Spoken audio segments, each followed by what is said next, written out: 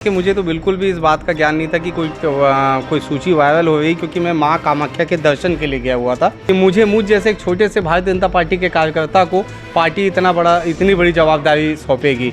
आज एक नाई का बेटा विधायक का प्रत्याशी बन गया, विधायक बनने वाला है। बता देना चाहता हूँ, मेरी बात को आप ध्यान रख लीजिए, क्योंकि मैं 5 बार से जीता हुआ पार्षद हूँ, अलग अलग वार्डों से चुनाव लड़ता हूँ और जीतता हूँ। भाजपा की दूसरी सूची जारी हुई और सबसे ज़्यादा लोगों को इंतजार था वैशाली नगर का। जी हाँ, स्वर्गीय विद्यारतन भसीन जी के जाने के बाद में सबकी नज़रें टिकी हुई थी एक ऐसे चेहरे पर जो यहाँ पर नेतृत्व कर सके भाजपा का गढ़ माना जाता है वैशाली नगर विधानसभा क्षेत्र। और यहाँ से टिकट मिली है रिकेश सेन को, 5 बार के पार्षद है। और सबसे बड़ी बात है कि 2 बार तो वो निर्दलीय जीते और उसके बाद भाजपा ने उन्हें मौका दिया और भाजपा में मौका दिया, नेता प्रतिपक्ष भी बने निगम में, और निगम में नेता प्रतिपक्ष रहते रहते उन्होंने दोबारा चुनाव जीता। चुनाव जीतने के बाद संगठन में बड़ी जिम्मेदारी मिली, लेकिन ये सफ़र राजनीति का इतना आसान नहीं था।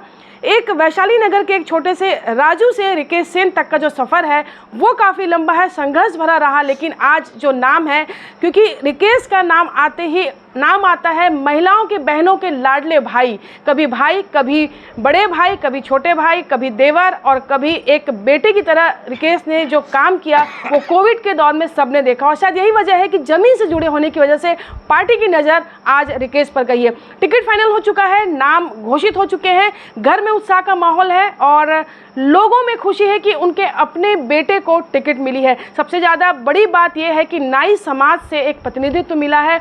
जिस तरीके से मोदी जी के साथ जोड़ा जाता है, चाय वाला पीएम बन सकता है तो कोई कहीं भी पहुंच सकता है, तो ये जो बात है चरितार्थ होती है रिकेश जी पे। और रिकेश जी को आज गौरव भी इस बात का, और क्या कुछ उनकी जो इच्छाएं हैं, कैसी रणनीति होगी, क्या उनकी तैयारी है, आइए जानते हैं। भैया सबसे पहले आपको बहुत बधाई, धन्यवाद। किस तरीके से आपकी जो रणनीति है वो तो रहेगी, लेकिन उससे पहले अप्रत्याशित रूप से आपका नाम कुछ दिनों से वायरल हो रहा था कि आपको टिकट मिल रहा है, पर लोग कयास लगा रहे थे कि पता नहीं मिलेगा कि नहीं मिलेगा, लेकिन आज फाइनल आ गया। कैसा लग रहा है और कैसे आपको जो उम्मीद जो आपको लगी थी कि वाकई वो सच हो गई वो? देखिए, मुझे तो बिल्कुल भी इस बात का ज्ञान नहीं था कि कोई सूची वायरल हो रही, क्योंकि मैं माँ कामाख्या के दर्शन के लिए गया हुआ था और वहाँ से फिर मैं दिल्ली पहुँचा।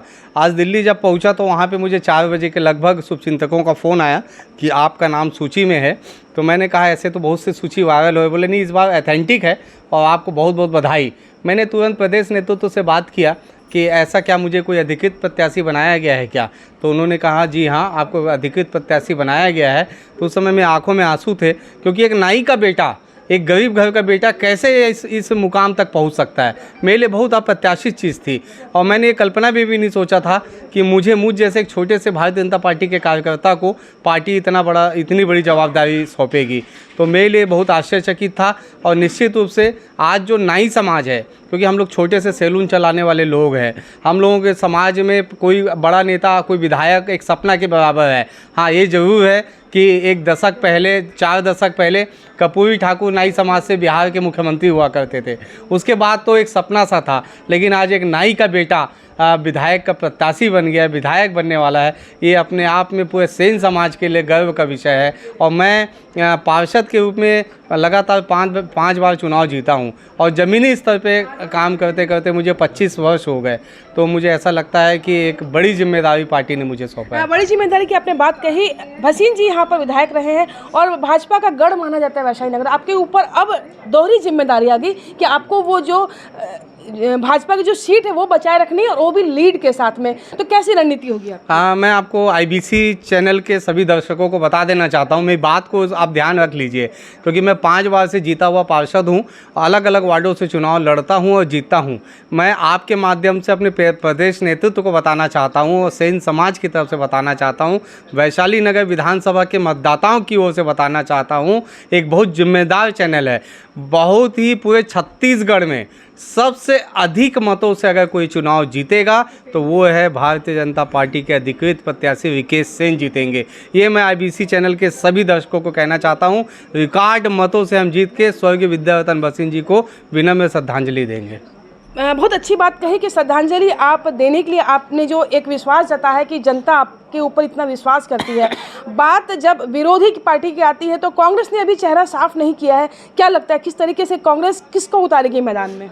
देखिए, कांग्रेस की बात इसलिए नहीं करता क्योंकि मैं कौन से विकास को लेके, वैशाली नगर विधानसभा को किन समस्याओं को लेके मुझे जनता के बीच में जाना है, और प्रत्याशी कोई भी हो मुझे अपनी लाइन खींचनी है, मुझे अपना कर्म करना है, मुझे ये विश्वास दिलाने में सफलता हासिल करना है कि वैशाली नगर विधानसभा के मतदाताओं को कि मैं आपका विधायक नहीं, आपका बेटा बन के काम करूँगा। मैं इस ओर ज़्यादा फोकस करूँगा। मुझे मालूम है कि जो भी प्रत्याशी होगा वैशाली नगर विधानसभा से कांग्रेस का, वो पैराशूट लैंडिंग वाला प्रत्याशी होगा, ये मुझे पूरा विश्वास है। जी हाँ, जिस तरीके से एक आत्मविश्वास विकेश में नज़र आ रहा है वो कम ही प्रत्याशियों में नज़र आते हैं, क्योंकि अपनी जीत को लेकर इतना आश्वस्त बहुत कम लोग होते हैं। और ये जो विश्वास है ये जनता का विश्वास है, और जनता के विश्वास की वजह से आज वो इस विधायक के प्रत्याशी के रूप में पहुंचे हैं। एक कॉलेज से छोटी सी राजनीति, छात्र राजनीति से लेकर पार्षद, और पार्षद के बाद आज विधायक के प्रत्याशी बने हैं। फिलहाल यहाँ पर कांग्रेस की सीट अभी कांग्रेस ने चेहरा अभी दिखाया नहीं कि कांग्रेस से कौन प्रत्याशी होगा, लेकिन उसके बावजूद भी भाजपा का गढ़ जो वैशाली नगर है उस पर अपनी जो कब्जा बनाए रखना फिर भी एक चुनौती कह सकते हैं, चुनौती होगी, लेकिन उसे भी चुनौती को फेस करने के लिए रिकेश तैयार है। कोमल धनेसर, IBC 24, वैशाली नगर।